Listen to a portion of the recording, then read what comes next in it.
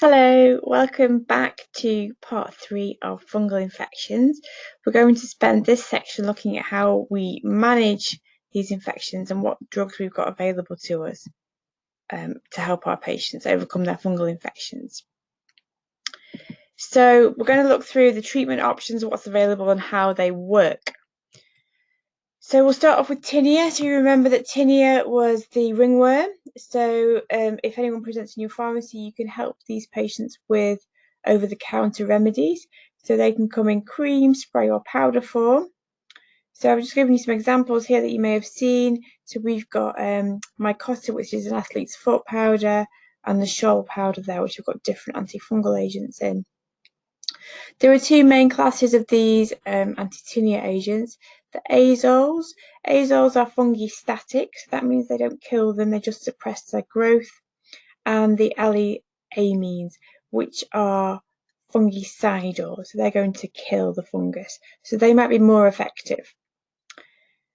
There are other options available to kill tinea, which is zinc undecylonate, which is an acid, and this is a mouthful, tolnaftate at 1%.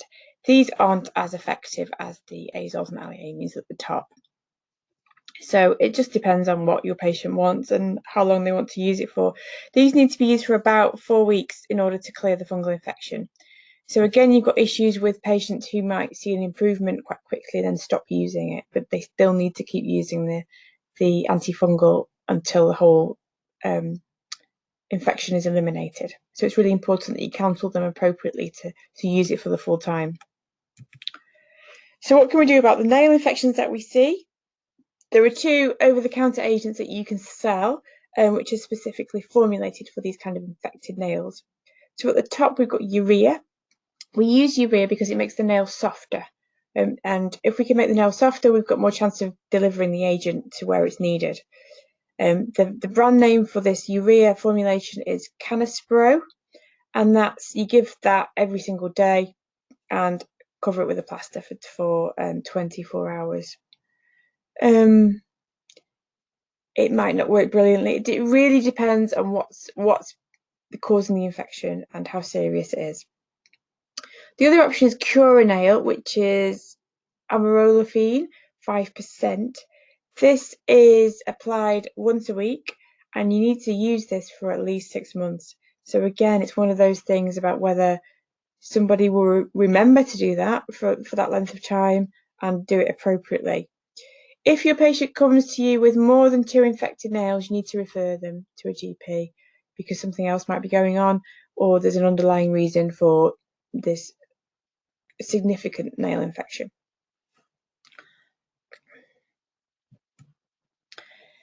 If you are working in a pharmacy and somebody comes in who's got oral candida, you can sell them this drug over the counter, miconazole, and the brand name is Dactarin. This is taken for 1 week and it's really effective over the counter treatment for oral thrush. Very characteristic and quite easy to diagnose. But again, I would recommend that if you see somebody with this infection, you do some work about asking them some questions around what else is going on to make sure that they are healthy in other ways. It may be worth a referral after questioning. For vaginal thrush patients who come in, there's a few options available. They can be given a clotrimazole cream or pessary, and that should work quickly within a few days. The other option is that you can sell them a single 150 mg fluconazole capsule, and that's a 1 dose. And that's the brand name Canesten. Now, if the symptoms don't resolve, you need to refer these patients as well. There may be some resistance emerging, or there may be other issues that mean they can't clear their candida infection. So if they're coming back for more and it's not working, you need to refer them. But otherwise, clotrimazole or fluconazole should be appropriate for these patients. So what else can you do? What else is in your power as a pharmacist to help? Well, you need to be advising around self-care for these patients. So thinking about what we've learned so far about what fungi like and how they live and what we can do to prevent them. So we want to be counselling around making sure we're properly drying between the toes, good hygiene, really important. So try and avoid sharing towels, washing towels regularly at 60 degrees to make sure the fungi are dead, and doing that often. All right, so making sure within families that those aren't shared either. Loose fitting clothes really help if you've got a fungal infection. You don't want to wear any synthetic tight fitting fibres that will increase sweating and increase occlusion. So you want as much air to the area as possible. Cotton socks again to increase air flow and decrease sweating as much as possible. Keeping feet cool, also good advice if it can be done. Airing the feet as often as possible. And probably the most difficult one to avoid is scratching, because it's going to be uncomfortable. But the more you scratch, the more likely you are to spread infection. So you'll get hyphae in your nails and your hands and spread them elsewhere. So it's best not to do that and touch the wound, because the wound or the area where the fungi are growing is covered in hyphae and it's easily transmitted elsewhere if you're not careful with your hygiene. So they're all counselling points that you can talk to your patient about and discuss with them. There's also a really important role for you in terms of making sure that we don't increase resistance towards antifungals, and that's around antifungal stewardship. So I'd like you to think about this and your role professionally. It's really important that the drugs that we have remain effective for people who need them. So we talked about those people who have systemic infections earlier on. They need really effective antifungals to survive. So we need to make sure that we're using other antifungals responsibly and conserving them. So we only ever recommend them when absolutely necessary.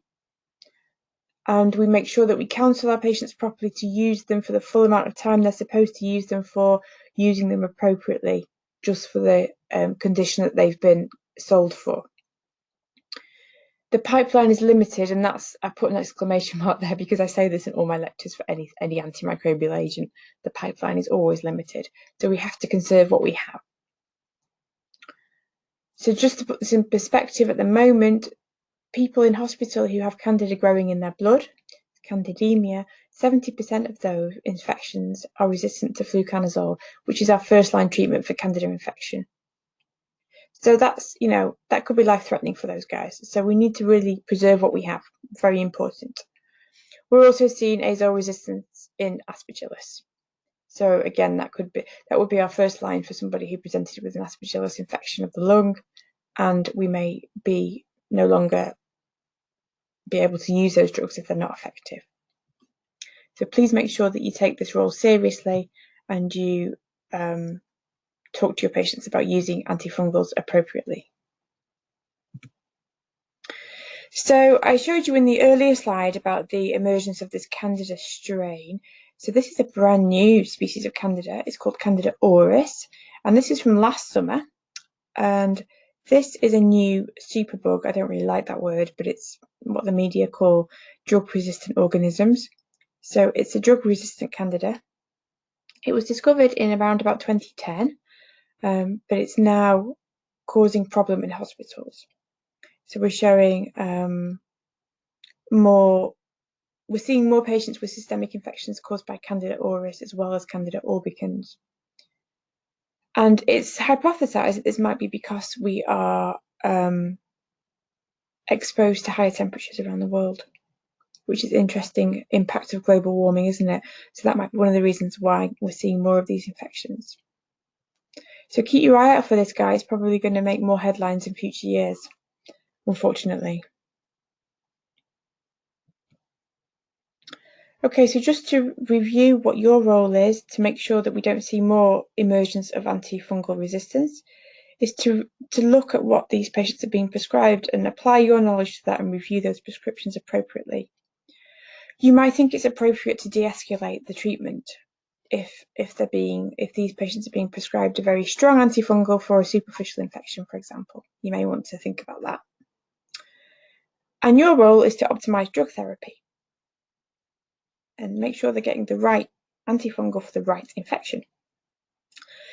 You might want to monitor these patients quite closely, so looking at their dose, the pharmacokinetics, and their allergies. So particularly for those in hospital, making sure that they have all these factors are taken into account and the medication is appropriate. You also might want to think as a pharmacist about restoring the immune response. So that's a kind of backdoor way of treating the infection, isn't it? So you could improve the immune response through therapy rather than trying to kill the infection directly. So that might also help our patients to recover more quickly and avoid excessive use of antimicrobials at the same time. So that's maybe worth exploring. Okay, so that concludes common fungal infections and some not so common. So what I'd like you to do to finish off is go and look at the NICE clinical guidelines, so clinical excellence guidelines around fungal nail infections, because fungal nail infections are what you're going to see most of in pharmacy. And I'd like you to have a look. You don't need to read all of it, there's quite a lot, but I want you to find the section about risk factors and write a list of the risk factors for fungal nail infection. And I'd also like you to find the bit about managing infections, and I'd like you to write a short table about what initial advice you would give to your patients who have nail infections and how to manage that. All right. So once you've done all these 3 activities, you should be feeling more confident about managing fungal infections in pharmacy and applying your knowledge that you'll have learned through these lectures.